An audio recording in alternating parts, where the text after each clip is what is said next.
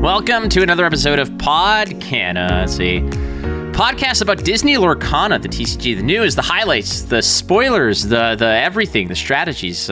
Brendan Patrick is out and about. Are you still in the UK, buddy?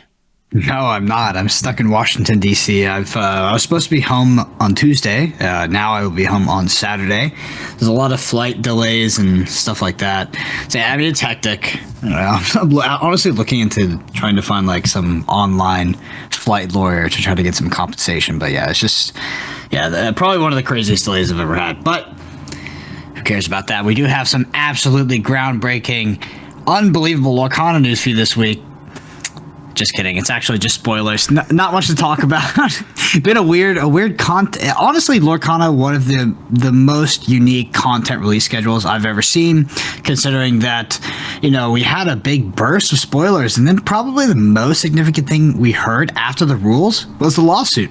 And that's really the dominating news of Lorcana right now. Luckily, right before this episode, we did get a bunch of new spoilers, which it definitely helps. We actually got some pretty cool cards as well.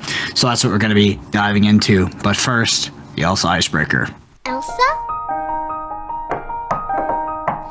Do you want to build a snowman? All right, so this feels like a year. This is only episode 13, I think, but it feels like we're going longer than that. But Marco Victory, aka Sasha Markovic, is the one who is helping us out here with this week's Elsa Icebreaker. Says, hey, Icebreaker for you. What character's Dreamborn variant are you hoping for most? And what is the dream factor about them? For example, a radical twist on their canon version. For example, Stitch being unafraid of surfing. So there's like Dreamborn, Floodborn, Storyborn. I don't know what any of this means yet. So what Sasha's alluding to there with Dreamborn is like a reimagined version of the character, right? So if you look at Hades, Hades frequently associated with the underworld. The Dreamborn version is Hades, King of Olympus, so the antithesis of the underworld.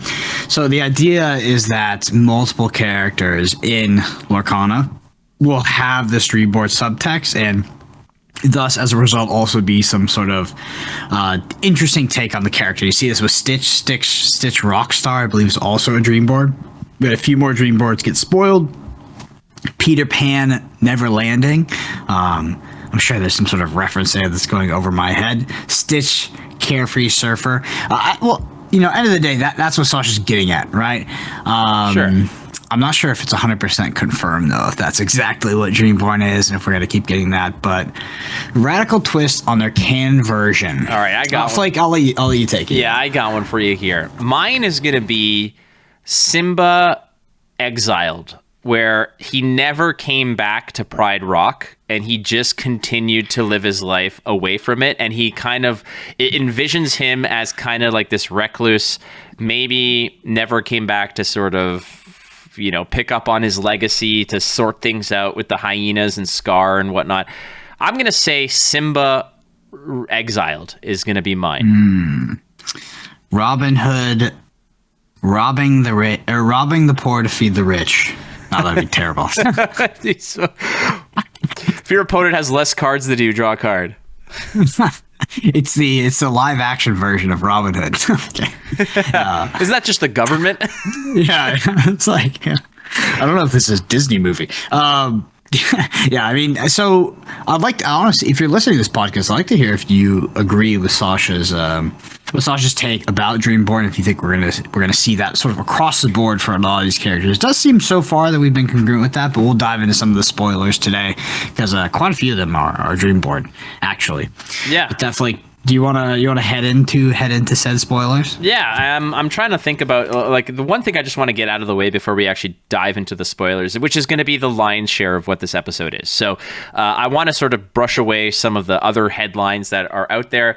One of which is alluding to we don't know much about the lawsuit, which is essentially this dark cloud, the elephant in the room about all Lorcana discussion. And one of them is that there was a tweet by Todd Martins. Todd Martins is a video game and gaming columnist from the LA Times, which that's a pretty decent credential to have. If you're writing for the LA Times, you're legit.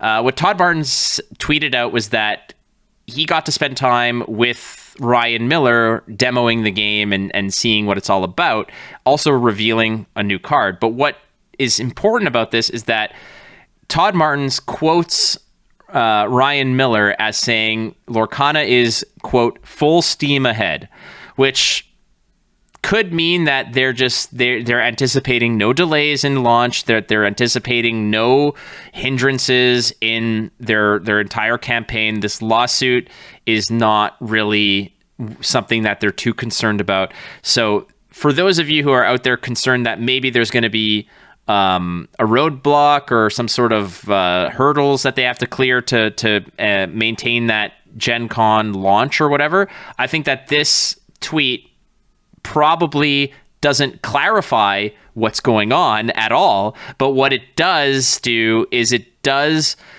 kind of give you a little bit of insight that on Ravensburger side, they are completely committed to their release schedule, and that is something that I hate to tell you, is not entirely in their hands. Mm-hmm. They would say that no matter what, pretty much. I mean, unless they were actually already being held up. I'm sure it's their intention that they release on time. Of course it is, right? That's their business is in the sense of resting on that happening. So the statement, to me, it's fine, right? I don't put much credence in it. Is it giving me confidence? But I do think that positive news is better than negative, right? And I'm sure that I am sure that it is Upper Deck's intention to release on time.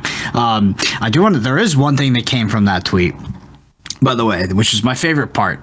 And I don't know if there's somebody subtweeting or what, but somebody bought the domain for rushofvikertcg.com. And I don't know if it's exactly that domain, like that URL. It could be a derivative of that, but then they redirected it to Disney Lorcana, and it was freaking hilarious. Oh, so basically, when you went to Rush of Viker, I think it's Rush of Viker TCG, or like I said, yep. And it redirects to Lorcana, and someone would comment on that. And they're like, "Well, they did say it was a carbon copy." I was just like, "Dude, that I just said it now. Rush of Icor TCG.com sends you to the Disney shop. That is the Lorcana page for Disney shop. That is some next level trolling. Whoever did that, congratulations. That's a hilarious move there.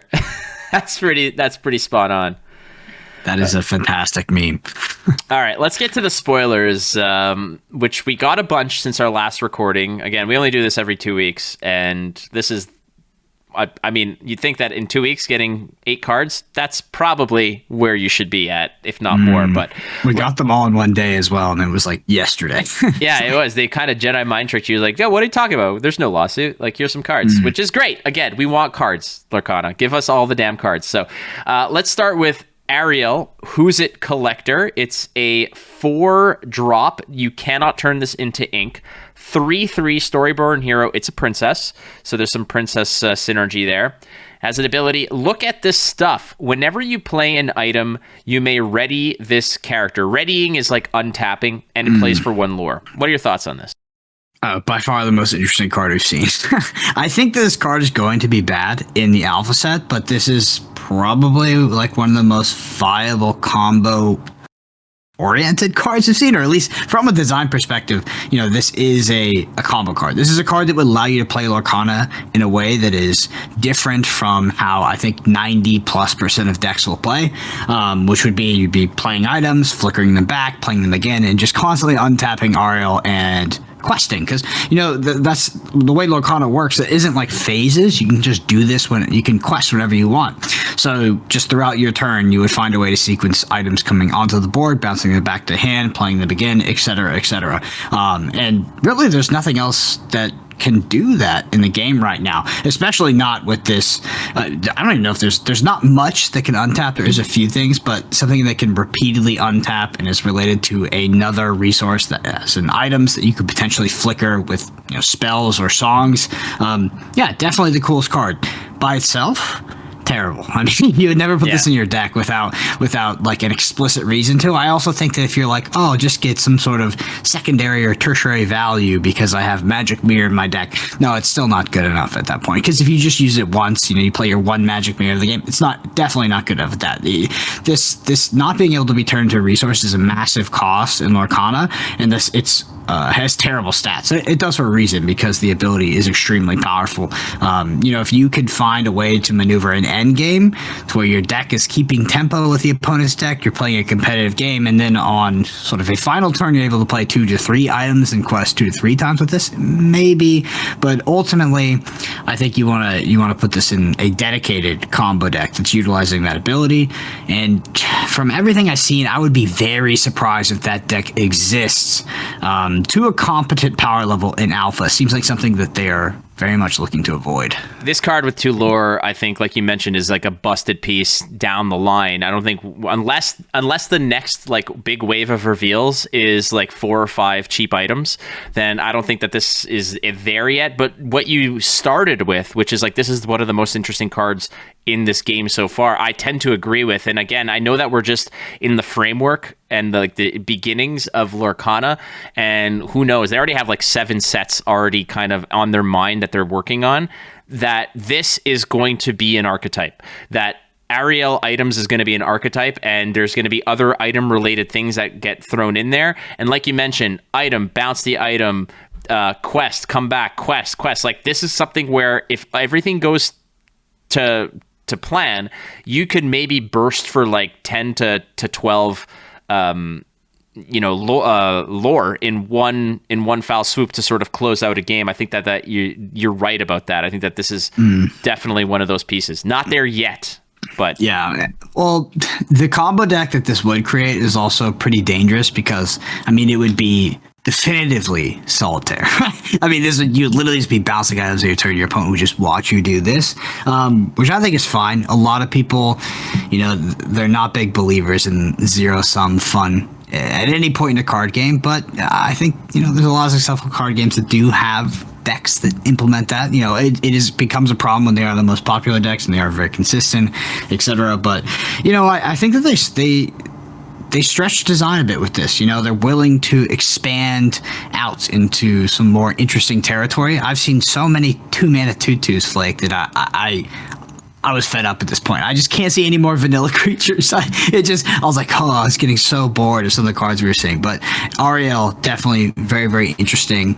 And I would be genuinely surprised if this archetype per se is powerful in the first set of Lorcana, and I'd be very much surprised if just playing Ariel, a 4-cost 3/3 that quests for 1, and getting 1 to 2 residual value of untapping her because you have a few items in your deck. I'd be surprised if that's enough.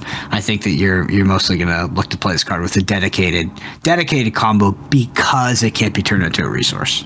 We don't know if there's going to be drafting in this game, but if there was, this is the card that you'll see last. This is the card that gets passed to you as the last card. Hey, it's blue. Yeah, Maybe this is like the Kano of... It is very Kano-esque, yeah. I mean, it's completely one-sided. It's solitaire-esque. I mean, it's a bit like, I don't know, it's kind of like Amulet Titan-y and Magic. I mean,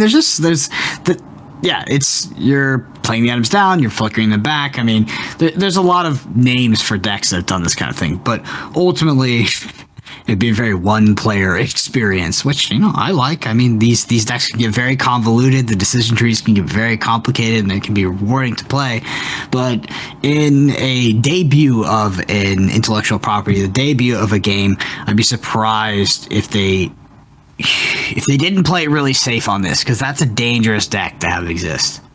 Next up is Goofy the Musketeer, 5-drop Ken. It's an inkable 5, 3/6 on the stat line, 1 lore. Bodyguard, which is when this character it may enter play exerted, and all characters that can challenge have to challenge Goofy if able to. It also has a ability says, and 2 for T. When you play this character, you may remove up to 2 damage counters from each of your Musketeer characters. I'm not sure how many Musketeers are out there so far. I think there's like 1 or 2 others. But this is, in my opinion, much like the Mickey broom thing, but a lot worse. Yeah, I actually, surprised. I actually think this card might be pretty good. The Musketeer payoff, great. Yeah, I think that it's fantastic for that to happen if you're able to make this sort of synergy, this tribal synergy. Have a payoff. Make this effectively a 3/8, right, or even a 3/10. If you play a 5 cost, that can be turned into an ink, and it becomes a 3/10 off the bat because you take 2 damage counter off of 2 characters. That's really good. But also a 5 cost 3/6 body with what is effectively taunt in this game. That's really not that bad, to be honest. Like that is a big butt with a decent attack stat line that is demanding attacks into it. Like I'm honestly not unimpressed with just the vanilla stats of this card. Seems decent. Seems playable, at least. We see a lot of cards that will have these cute abilities, like these synergistic abilities, and they have these somewhat unplayable stat lines. But 5 cost can be played into an ink, has effectively taunt. Bodyguard in this game with a big butt, and in Lorcana, big butts do not lie. I think it's not bad.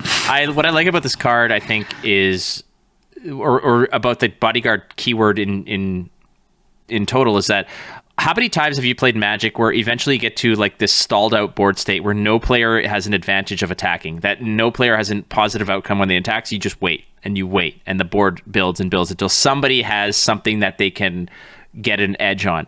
What I like about this is that bodyguards put in work while like you jam it down, and if your opponent doesn't want to interact with it, meanwhile you're there with Goofy questing. So you're putting pressure on your opponent to be like, you're gonna have to deal with this, and the longer you wait, I am going to be progressing my win con. So bodyguards, I think in general, are a very fascinating element, but I think that it's a dangerous line to dance on if you play bodyguards like this that are very difficult to deal with, and if they're just continuing to accumulate stuff, eventually there's going to be decks that just can't deal with it, and it's going to be a really, really tough experience. Taunt is really, really good in this game. Like Bodyguard is really powerful because it represents more than your opponent having to attack inefficiently or attack with multiple characters into this. And, take damage for it, right? Your Goofy does effectively 6 damage when your opponent trades 2 things into it. That's a lot. But also they incur the opportunity cost of not questing that turn, where you do not incur that. You quest with that, and this becomes exerted. So yeah, it's like an incredibly powerful ability in this game. So I think this is a pretty good card, to be honest. Next up is probably the beefiest fat boy that we've seen in this entire game, which is Maui, the demigod, playing for steel. It's an inkable 8 cost. It's an 8/8 vanilla, but this boy came to play. It quests for 3 lore. Yeah, definitely thick. It's good, I guess. I mean, it's good top end. So there is another 8 cost, big boy. It's the Mickey Mouse. It can reap for 4. It's a 5/5 though, and it has evasive, if I remember correctly. So it's been a while. I think this is better than that. Like evasive. So this thing, which is an 8/8, and Mickey Mouse both die to the same thing, right? They both get Dragon Fire. They both get spot removal. They both get that 5 mana song that gets rid of them, turns them into a resource. They all die to that blanket removal. But this is just significantly better against the other line your opponent could take, which is attacking into it. So actually, I like this card a bit more than Mickey. Mickey having evasive is just like, if you know your opponent's on Mickey, you're just going to save the spot removal if possible. Don't get me wrong, evasive is a powerful ability, and there's going to be games where maybe in Lorcana your opponent has evasive characters and you just don't have anything to deal with it. Maybe we'll have matchups like that, but overall right now I think I would prefer an 8 cost 8/8 that quests for 3 over the current Mickey Mouse. But that being said, you drop this on 8, it gets Maleficent. Maleficent maybe costs 8 or 9. I believe it's like 9. I think it's 9, yeah. Yeah, it's pretty freaking bad for you. Like if you play this on 8 and your opponent plays Maleficent on 9, that's really bad. So I don't know if this card is going to be very constructive playable at that, but it's really meta dependent, Like I think these are really, really good stats, but the fact that it dies to what seems to be a lot of blanket removal in this game, I know we've seen it only in specific colors, it makes it a kind of a risky card to play. At least it can be turned into a resource. There's a reason why in Hearthstone, like drafting Boulder Fist Ogre is still a great play. It's a 6/7 for 6 or something like that. It's just like, especially early on in Hearthstone, it was a draft all-star. There are cards that are just good and limited because you don't have to worry about your opponent having a 4 of whatever the best removal is. You're counting on them not having it. So when you have a fat boy like this, even if it is on 8, you can rest assured that something like this is probably going to be steadfast, that you're putting the pressure on your opponent to answer it as you're questing for 3 over time. An 8/8 stat line is pretty robust, dude. And I think that even if Mickey comes out at 8 and quests for 4, like questing for 3, you're one off of it, but I think that it depends on the game state. I don't think it's like if both come out at the same time, I don't think it's that big of a deal. But having an 8/8 over a 5/5, I think, like you mentioned, is probably better. I think that this card is like a 3-on-5, like 3.5 maybe. I don't think that it's going to be looked at too heavily because of what you said. Because all the best constructed decks are going to have point-click deletes. Yeah, so, well, if you look at the current meta, so if we look at what came out of the current meta with the cards that we had, I think it was dominated and it was overshadowed by 2 versions of decks, Blue Red Ramp and Amethyst, whatever, aggro Amethyst, it could be Amethyst Steel or Amethyst Amber, it really doesn't matter. I think this card loses the game to the aggro decks. Like, you're probably not playing this card very often, and it's definitely not a key card in your deck when there's a very fast aggro deck going against you. So you have the aggro decks also have massive card advantage, so this card doesn't help you in any of those scenarios. And then the other deck, Blue Red Ramp, just has removal in both blue and red. Sorry, I always try to remember like Ruby and Sapphire, but both have these spot removals, which is very bad for you. They have access to Maleficent on 9, which is such an easy 2-for-1 on this. The fact that this loses so badly to that deck, and then also probably gets outpaced by the aggro decks that are drawing shitloads of cards, it's like it wouldn't exist, and I don't think it would do well in the current state of the meta. But I think this is not a bad card fundamentally. Like, it has decent stats, and it could be playable if those things are not existent in the future constructed meta with all of the alpha cards. Next is Emerald. It's got an inkable 3 cost, Peter Pan Never Landing. It's a 3/2 on the stat line, lore 1, evasive. Kind of so. I mean, evasive is a strong, answer or not kind of keyword here, but what's your take on Peter Pan? It's just subpar for the course with Emerald. Emerald just gets all of like these really middling, just unimpressive cards. Is evasive powerful? Yes.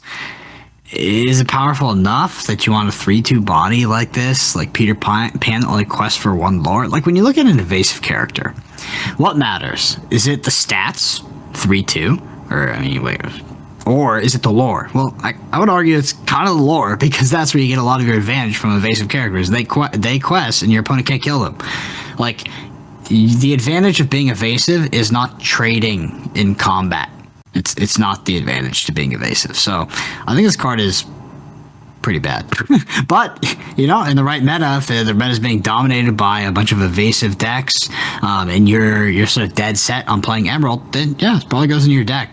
Outside of that, I think that it looks pretty middling. I mean, it can answer Pascal, I guess. It's late on that. Like, you'll still be imagine playing a 3-drop to answer Pascal. That's what I'm saying. But like, this is the issue, is that like, if Pascal decks are out there and that's just the way of the world, and somebody wants to play Emerald for some reason, then you're going to have a way to deal with it. And if this is the only way to deal with it, I can see that this goes in there. Like, if there happens to be like another, like a quest for 2, 1/3 evasive, that this is going to have to be in there to answer that kind of threat.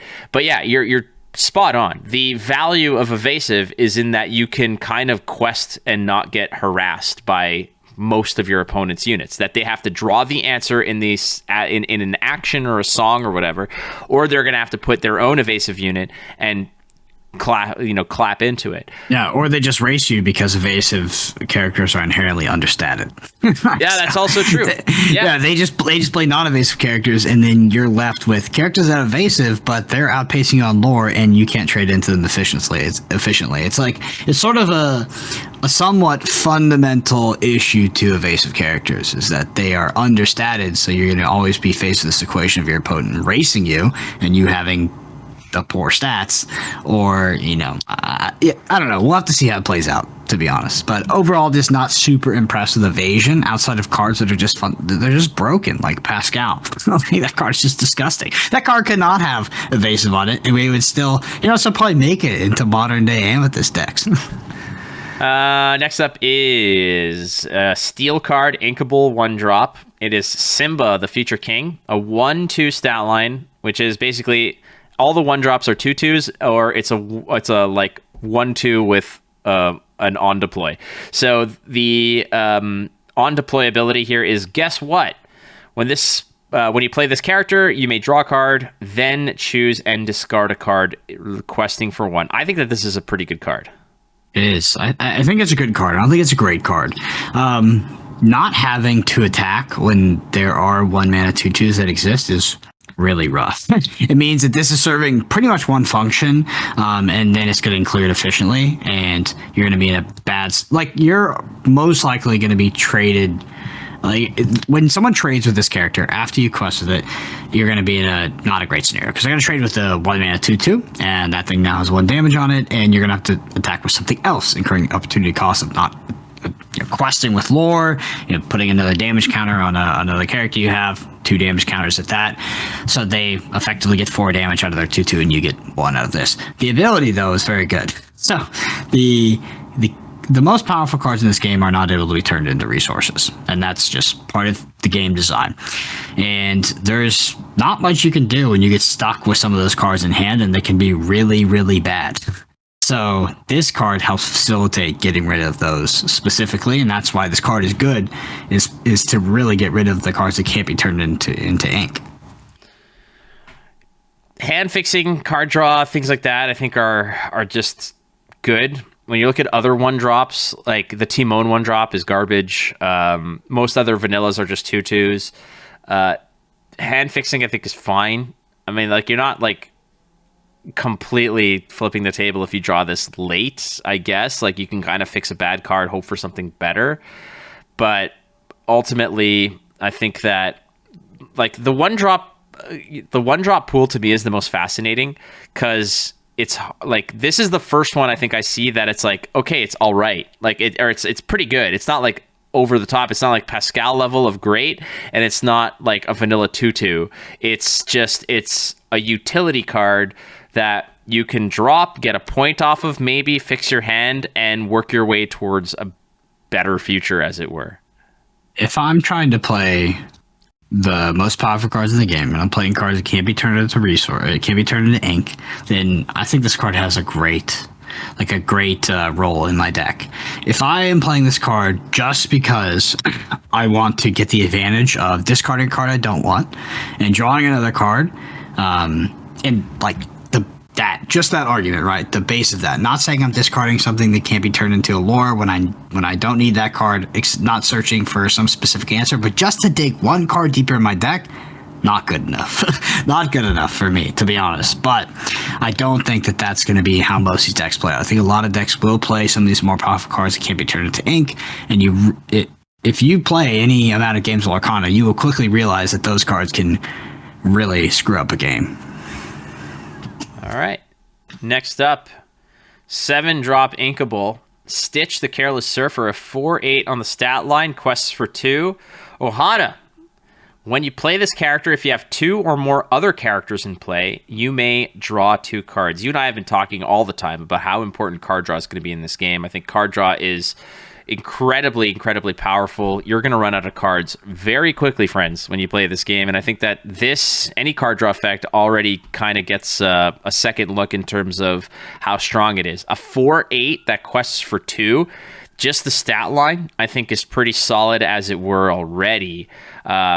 Do you and 7 cost, I think, is digestible. I think that as a high-end card for what you're getting for this, I think is not bad. And it gets value as soon as it enters the battlefield. I think this card is amazing, to be honest.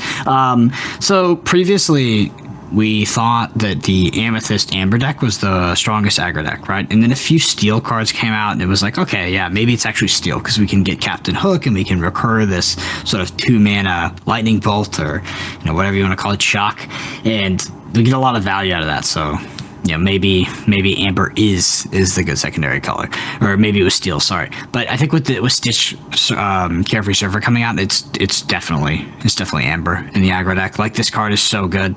Like, 8 defense is so freaking powerful, and 4 is also a critical number to attack at. 4 versus 3. 3 being this sort of like, very average attack, and like you see a premium on characters that have a 4 defense, but I mean, this comes down as able to clear those. Like, it's just such a good card, to be honest. And if you're playing a deck that has this Carefree Surfer in it, you're maneuvering yourself to board states where you always draw 2 cards off of this, which is absolutely freaking busted. So where are you kind of right now valuing like the various aspects of the game, like card draw, spot removal,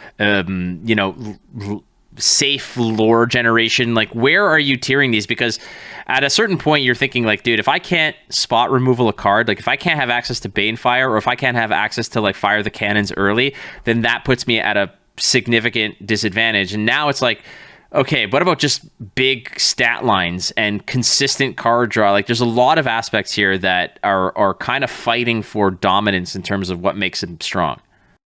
Yeah, so I think so far the game has been pretty balanced on like, where to value certain facets. I think that card draw is extremely powerful, and it is like overshadowingly powerful to like some of these other facets of card design, right? Like, big stats, like what I think, big, like we talked, I actually think the big butts are really important, and they're highly valuable in this game. I think the spot removal is actually pretty average, to be honest. Like, it feels good sometimes when you 2-4 run someone with Maleficent, or when you Dragonfire some key Ps like the Mickey Mouse, the one that recurs the brooms. Like, yeah, that feels good, but often I'd rather just be drawing cards and just assembling a bigger board and just outpacing my opponent on lore and forcing them to react to me. Because spot removal just seems most of the time to be pretty inefficient, unless somebody is trying to do something hyper synergistic, or they're playing some sort of deck that is very reliant on a top end.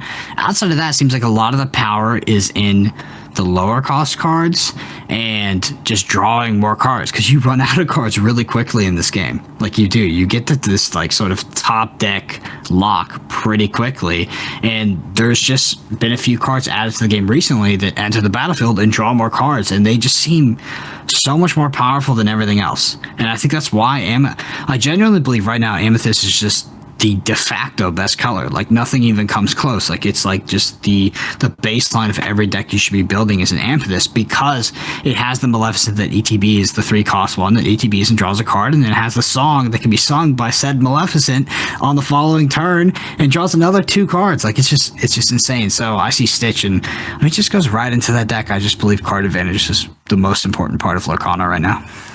Moving on, there is the Amethyst cards. We got a couple of them that this one was actually revealed by Ryan Miller in that very spooky looking picture that was put out there. Little kind of got the crazy eyes in that tweet. You're probably looking at the picture right now. I'll put it into post-production, but ultimately it's Sven, the official ice deliverer. It's a inkable 6. It is a 5/7 on the stat line. Quests for 1. Pure vanilla action on this boy, but like you mentioned, if you're valuing those fat asses, man, like, this one's got one hell of a robust booty. Yeah, I think that in this scenario, you should just compare Sven to Stitch, and you see Stitch is actually infinitely better than Sven. Like, it does cost 1 more resource, but I believe Stitch Carefree Surfer is at a higher rarity. If Sven is a playable constructed card, I would actually be pretty surprised. I think this is just sort of a very vanilla card, and although it would be a pain to deal with, it's just not threatening, to be honest. Like, I don't know if this will change, but at least when we were testing Lorcana throughout this sort of reveal process of spoilers, like, it's hard to articulate it, but combat is just not really a thing. It's more tempo based, and it's completely reliant. It seems more on just like being ahead on like potential lore than your opponent. Like outside of that, it's just tempo and getting an advantage. So like questing when your opponent really can't do anything about it. There's no like trading back and forth and all this kind of stuff. It just for some reason it doesn't really happen, and it's hard for me to articulate it. Because of that, I think that Sven is just like not a threat. Sven comes on the board. It's sure maybe a 5/7, but it reads for 1 lore, and if you're casting a card on 6, you want a lot more out of that, in my opinion. Yeah, it's another one of those, again, limited heroes, but like, we don't even know if limited is going to be a thing in this. Like, I literally just wrapped up a breakdown episode of my Star Wars podcast where we were talking about like the rules, the construction, and things like that, and how even though they have color identities, how they get around deck building restrictions and how you can put any card you want into anything. And they already talk about draft and limited and stuff like that.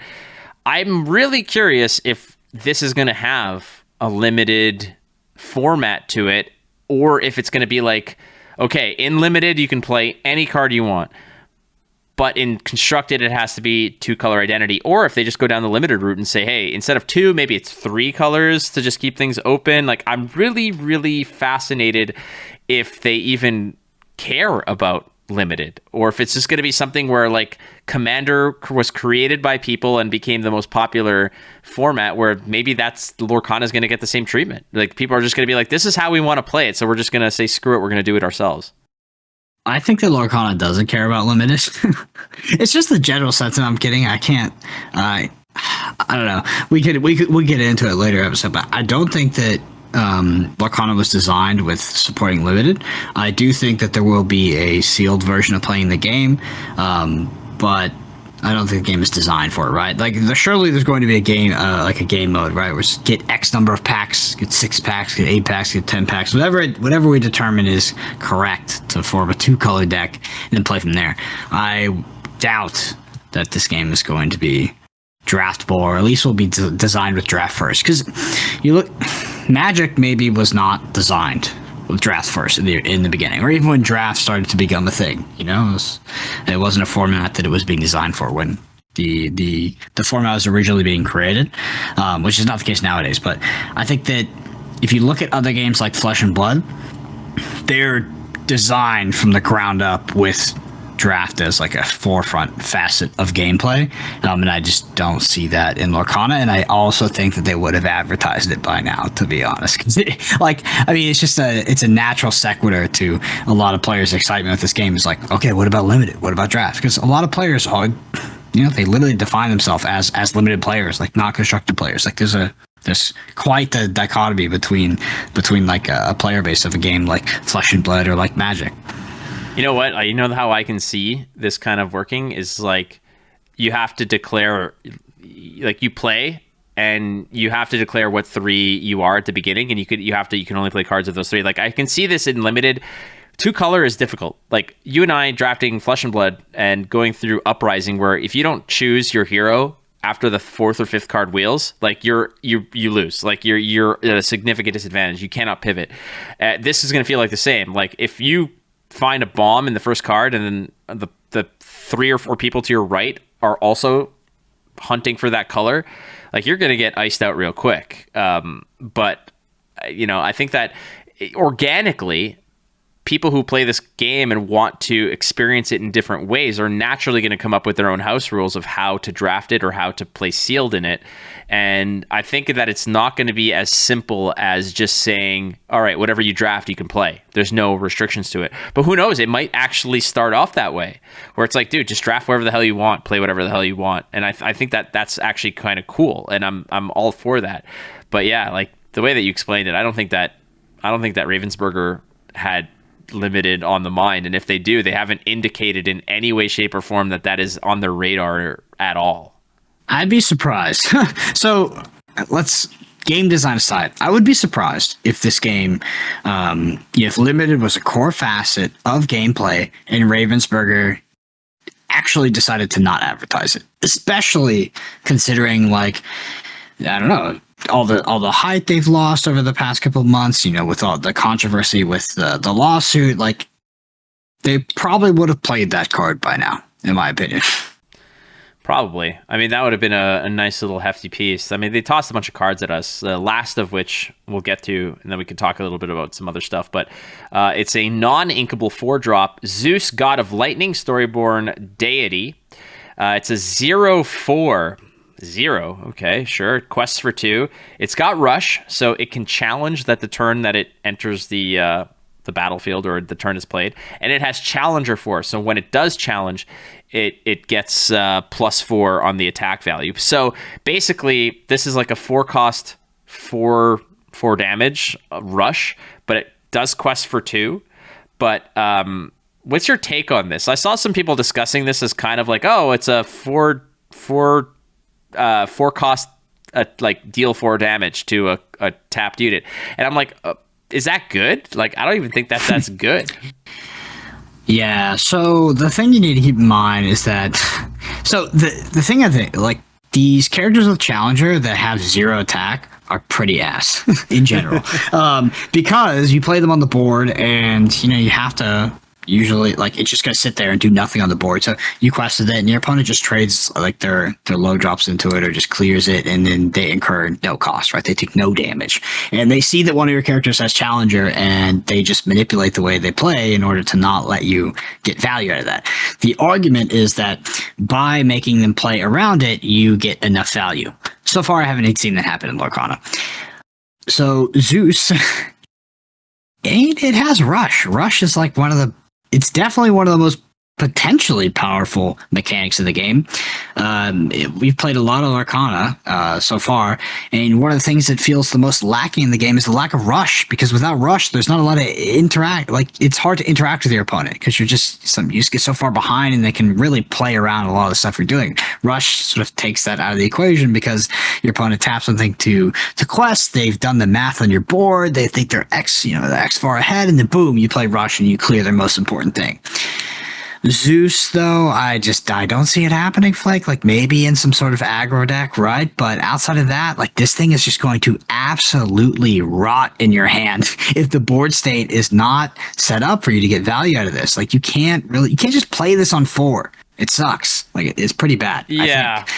I don't know. I think this card is ultimately bad, but in the right deck, I think it could be good. I think that, like you mentioned, the fact that, the 2 lore on it is a little bit misleading, because you're going to drop it down there, and you want this to sort of just crash into something to clear it off the board, like kind of like a little surprise play, like boom, here comes Zeus. Zeus is going to eat up whatever character you thought was safe, because on my side, I don't have anything that could challenge it, right?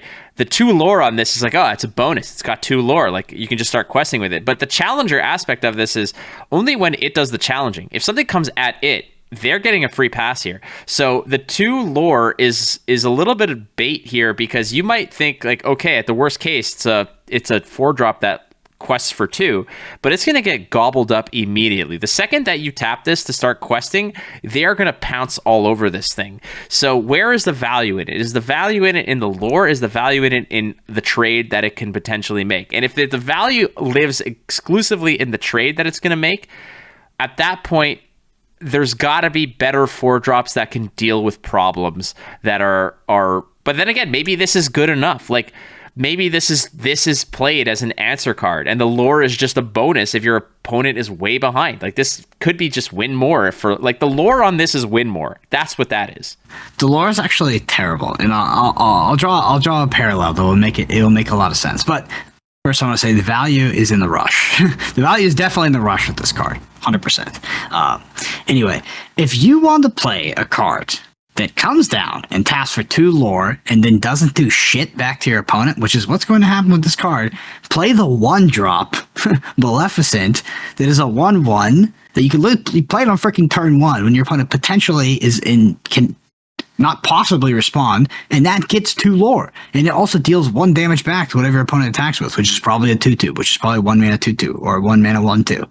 This card is literally pretty much parallel in value if you're using it in that case scenario. So the sequitur thought is you can only use it to clear something by utilizing the Rush ability, which is Rush is really good. But because this can't be turned to a resource, there's going to be so many board states where this thing just sits in your hand and gets no value and just rots there. Because boom, the board state was not set up a way where you can get value to this on turn 4. Now you're on turn 6 or something like that. Are you playing this card or are you playing Mickey Mouse? You're playing freaking Mickey Mouse. Like, you're not playing this card inefficiently on turn 6 when you could play something like that. I don't see it happening, but my caveat is that Rush is one of the most powerful mechanics in the game. Yeah, because even leaving this like to die, like let's say you trade this into a 1/4 that's doing work, or a 2/4 or whatever that's doing work, suddenly Zeus has 2 health left, and one of your 1-drops, one of your 2/2 1-drops that you left on the board doing nothing, can now just go ahead and clean it up, and it's not at all a problem for you. It's a free trade because he's going to go in, challenge, tap himself, and then be wide open for no exchange on that. So yeah, this to me is like, you're trading up with this. Like, you're trading this into a 6-drop or something that has like a 4 body. I think is fair enough. Yeah, I think this card is like it's definitely a big trap. I haven't seen the Twitter discussion, but I assume a lot of people saw this card and thought it was really good. But if you just draw parallels to the other cards that already exist in the game, it's not.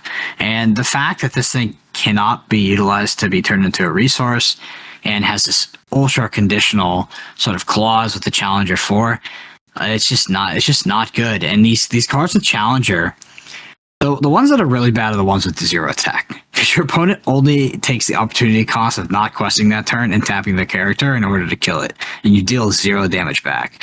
I just really don't like those cards at this point in the game. Like, I don't mind things with Challenger, and I don't mind things with like Big Bust, but I would like them to have some attack value to at least deal some damage back to my opponent, and make it so they can't utilize all of their characters that they played on the early turns of the game to just trade into this, because they're not going to do. The thing is what happens a lot in Lorcana is you have these early cards that you play out, like this early curve, and then they just don't do anything late in the game. They just sit on board until you're going to alpha quest to win the game, and then you quest them. Outside of that, you literally never tap them. They just sit there. And when you play a card like this, you give your opponent a way to get value out of those cards that have, basically served their cause and will not come back into the game till the very end of the game when they're about to alpha quest. I'm just not a fan of 0 attack cards at this point in the game. And that does it. That's all the new cards, frankly. I mean, we could talk a little bit about some of the other stuff that's worth kind of diving into, which is the fact that I think we're like less than 5 weeks away from. No, it's crazy. Gen Con. It's great. We're 5 weeks away at Gen Con, and this is kind of like I was chatting about this with some other people about other card games, and I was like, I'm like Gen Con's like 8 weeks away, and like we're like Lorcana hasn't really.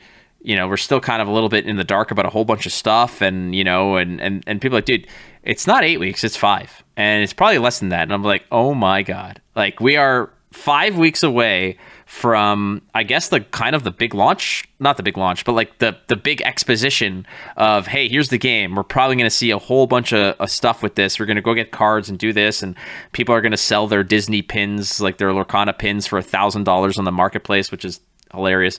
But ultimately, I think that like where is Lorcana at today versus where it was like 3 months ago leading into Gen Con? Because 3 months ago, like, you got to think that Lorcana was going to be front row center in the spotlight from the TCG aspect at Gen Con. Everybody was going to be going there, and we're going to have their eyes on Lorcana. Here we are, 5 weeks removed. Star Wars Unlimited is announced. They're going to be at Gen Con demoing the game, giving away promos and stuff.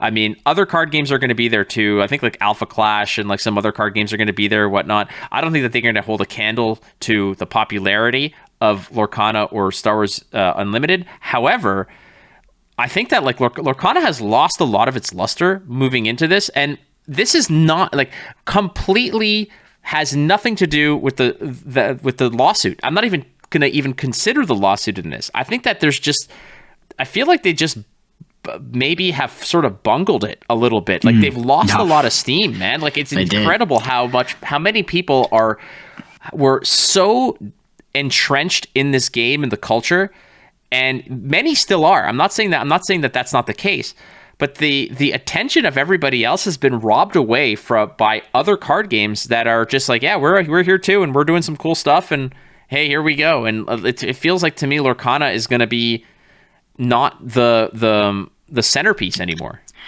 Yeah, I think Lorcana is a great example of how not to market your card game. Like, I genuinely think they fumbled the bag really, really bad. And, they could still turn it around, I guess, to an extent. But, I'd argue with, whether it was intentional or not, the way they dripped their content, they effectively got their audience excited and then just pissed them off. They did. They exhausted their audience because the audience got this huge taste of what the game could be. The rules came out, we had enough playable cards, and then the audience played the game, and then we got nothing. We didn't hear anything. And like the first thing we hear is that, maybe the game's not coming out. It's all stolen. It's like, it really doesn't get much worse than that. And I don't think that the issue is genuinely not the lawsuit. It's just that radio silence they had for months. It makes no sense. Like, it was just such, I don't know. It genuinely is so weird because it felt like when we saw Lorcana 3-4 months ago and we looked at the product lineup and we looked at all the polish, we're like, okay, this really looks like a card that has money behind it. It's being done right. Like, the last thing I was expecting was this lackluster marketing engagement with the community. Like, I mean, it was totally like sort of disassociated, right? It was very ivory tower. We didn't know anything. I don't know. I'm surprised, to be honest. And I do agree with you. Like, there's going to be a lot. I think there'll be plenty of people listening to this podcast. There's a reason why they come back and listen week to week that, they are still interested in the game. And, there might be some people that very much disagree. They're just as excited as they were before. But I think if on aggregate, the general sentiment of the game has very much cooled off. And I think that's the truth. I do. I think that overall that, they lost a lot of steam, and a lot of it comes from, they just kind of spilled too much too fast, and then the schedule just really dried up, and they just didn't engage with the community at all. And I think that was sort of the recipe for disaster. I think that a lot of it is like, again, to discuss this game and not discuss this looming lawsuit that is a potential kill shot to it. I say potential. I'm not saying that that's what's going to happen. I'm saying that the reality exists that there is a possibility that this game is not released. And if you deny that, then you're oblivious to reality. I hate to say this. You can be hopeful that this works out, as we are.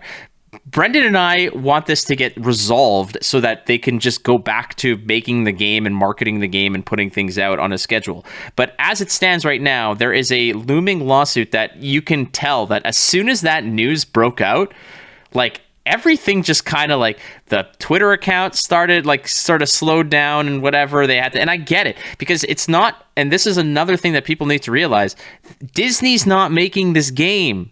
Disney is not making this game. Ravensburger is making this game. Disney is a freaking like utopia city in Orlando that has like thousands and thousands of employees. Ravensburger is like 20 people. Again, I'm just throwing out a number here. It is a minuscule fraction of what Disney is. So when shit hit the proverbial fan, they probably just got absolutely everybody possible to start working on that part of it. And that probably included whoever is in charge of doing all the information leaking or whatever, because they're like, shit, they're like, okay, I need to sort of, I have been asked by my higher ups to go and accumulate every correspondence that I've ever had with Ryan Miller and every correspondence that I've ever had with Upper Deck and this and that, and I need it because the lawyers are asking for it, and this is what I need to work on today. And when you get distracted like that, I've been in this position, you forget all the other stuff that you were supposed to do, because in reality, this is the biggest and most important part of this game right now, is that. But that aside, like you said, the consequence of that is that now you're neglecting the rollout. Now you're neglecting this. And you know what? This is a great opportunity for you to take this as a free pass and say, yeah, you know what? This lawsuit is kind of screwing with us, and we are devoting a lot of our resources to focusing on that. So we have been neglecting a little bit of everything else. That's a free pass for you. That's for you for free. Take that. But if you're saying that that's not the case, then yeah, Brendan is right. You're right when you say that this rollout has been fumbled at the like 10-yard line. You know, it's like not even at the 10-yard line, at the 50-yard line, they dropped the ball, somebody picked it up, ran it another 20 yards, dropped the ball, picked it up, and like they're not even at the end zone yet, and they just got a flag on the play, and it's a massive one. And like at this rate, like they need to, man, like Gen Con is going to be crazy. And the other thing that I want to touch upon before we sort of wrap things up is, meanwhile, while all this is going on, Ryan Miller is going on like this journalism world tour, and you know, he's demoing the game to a lot of journalists. He's talking to the people from comicbook.com and saying there's one of the the columnists there, Christian Hoffer, tweeted out, "Look what I did today," or what I did today. It's him with Ryan Miller. They're demoing the game.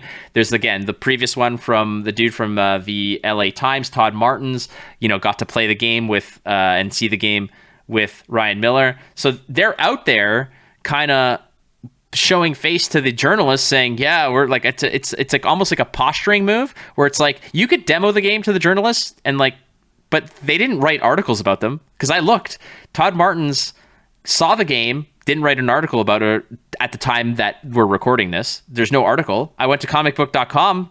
There's nothing about Lorcana except for the mention of the lawsuit and the announcements and stuff like that, like from weeks. So they're just going and showing off the game to the journalists, kind of like saying, hey, things are okay here. But on this end, we're looking at this and saying, is it okay? Because we're not seeing that. Like you're going on this Beyonce-esque fucking world tour, going to all these things, saying, look what we've got. But meanwhile, the people who are going to be buying the game, playing the game, experiencing the game haven't had anything. We don't even know if the game's coming out on time. We don't know what's going on.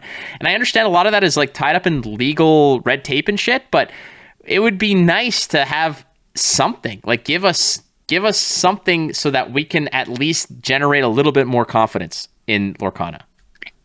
It's interesting because I actually disagree. So you insinuated that, you know, after the lawsuit impacted their marketing strategy and their communication and all of that, right? I feel very strongly, and I would argue that it was actually really bad before the lawsuit. And the lawsuit has nothing to do with it. We saw them hire the community manager like a couple weeks ago, but I think that they had some base assets, right? Like all the product assets, things like that. And they did like, you know, like the first 5 minutes of marketing, right? They reached out to some people, you know, there were some articles about Lorcana coming out, and that sparked the interest. We had a few spoilers after that, and then the rules leaked, and that was it, dude. That was literally it. There was a few cards that were leaked on Twitter, but outside of that, I mean, there was no actual cadence. There was no schedule. It was not done like via intelligent design. It was like, oh, we just leaked some cards, and then we're just gonna ghost our audience for 2 to 3 months. Bizarre.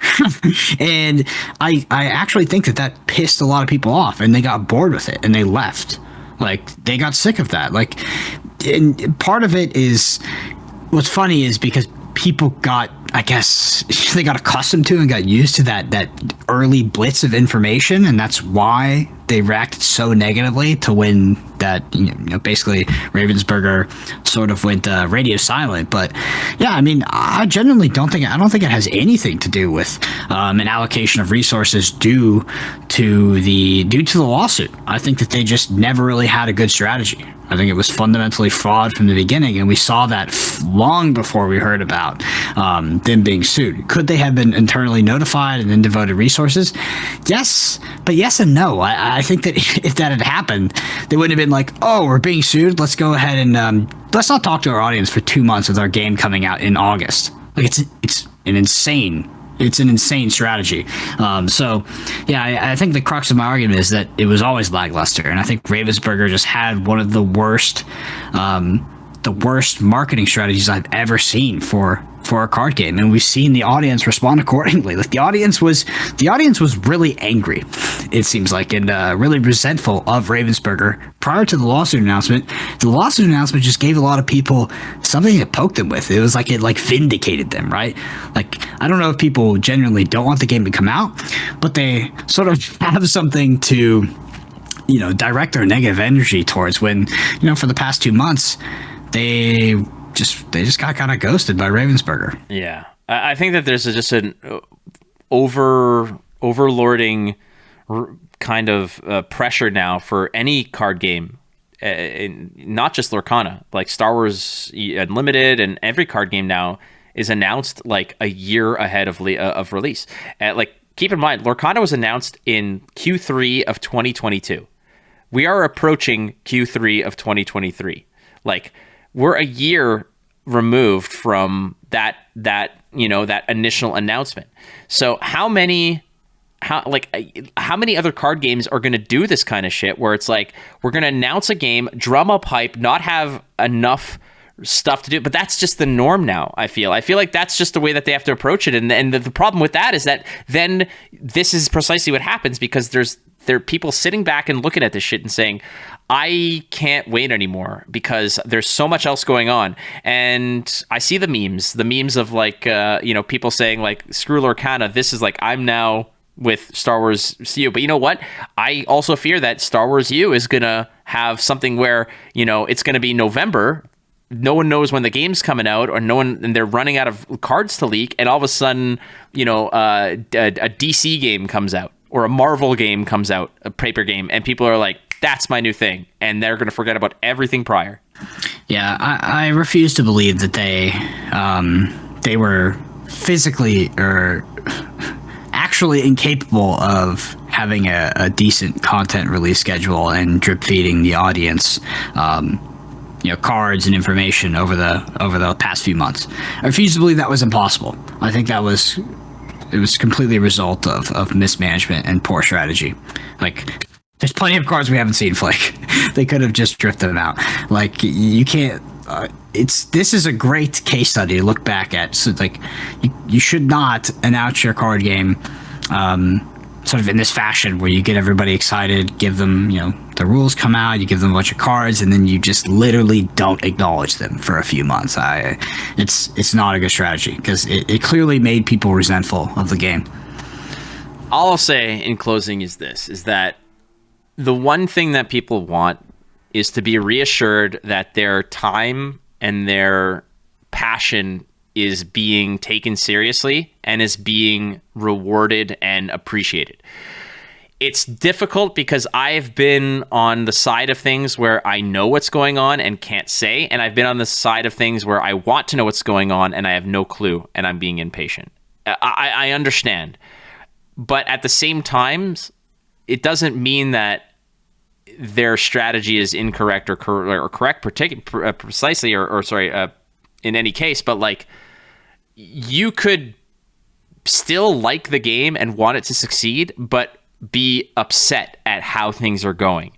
So I say this in response to how many people who are just so, their Disney goggles are welded to their heads because Disney can do no wrong, and whatever the process is the right way, regardless of however they do it. I'm here to say that's not true. That is incorrect. And like you mentioned, they've really kind of bungled things. Like, we got like 6 new cards, or 5 or 6 new cards in one day.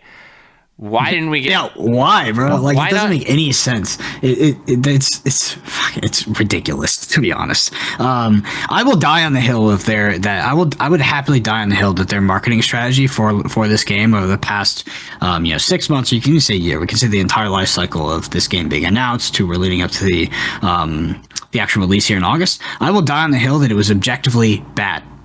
It was bad. It was a bad marketing strategy, and they failed. Don't take the failure word too seriously. It doesn't mean the game is not going to be good. Doesn't mean it's not going to come out. Doesn't mean we're not going to buy it. We're not going to play it. But it was terrible. And that's fine. Like, they could have drip fed us content. They could have engaged with the community, and they could have done a lot better job. And yeah, I mean, that's just it. Like, that's the thing. It's like, I'm not going to sit here and be like, maybe it was not like it was clearly just a mistake, to be honest. Like, nobody would go to a meeting and be like, hey, let's announce all this stuff, let's have all these cards come out at once, and then let's just not talk to our audience for months. That's an insane strategy. It's in my opinion, it's clearly a mistake. All right. Well, on that note, that does it for Podcana number 13, ladies and gentlemen. And what do you guys think? Is the game in jeopardy? Are you guys still on board? Have you lost a little bit of confidence? What can Ravensburger do to maybe regain some of that consumer confidence? Drop it in the comments here on the YouTube channel. You can also follow us at Podcana on Twitter, myself at Watch Flake on Twitter, and at Brendan APG on Twitter as well. Send us your thoughts and everything, and not your prayers, because we don't care. But nonetheless, if you're going to be sending thoughts and prayers, it should be to the folks at Ravensburger, who are probably kind of scratching their heads a little bit as to. Do you think that Ravensburger is the heel of the TCG industry right now? I feel like there's like a narrative here, or there it's kind of like a meme, right? And people have just latched onto it, and like whether these allegations are true or not, or whether anything will come from it, like Ravensburger has just been put into this sort of persona or character of being like this heel of TCGs. Like, I don't know, I feel like there's been so many people, there's so many memes, like you said, on Twitter, like all these people, and like I switch over to this game, like all of that. Like, do you think that they occupy this sort of like, can they get out of it too? I've got the perfect comparison for you. And I know that you're not a wrestling fan, but you said heel, and the first thing I said it in, like, I think it was like the late 90s, early 2000s, WCW, it was the late 90s. The person who was writing the show and directing it had this asinine idea where he was going to give the world championship belt to David Arquette. And David Arquette, the goofy idiot slapstick moron actor / fake comedian, won the title. And everybody was like, what the hell, dude? Like, I feel like WCW, and everybody turned on it as being like, okay, you guys are just completely doing this wrong for the sake of doing it wrong. So I feel like Lorcana is WCW and Ryan Miller is David Arquette. Oh God. Oh, yeah, I don't know anything about wrestling, but it does not sound like a flattering title. Somebody out there is gonna get what I'm saying and probably be like, nah, I think that makes sense. Yeah, I think that's spot on. So that's the way it goes. All right, brother. Any parting shots, brother, before we move on?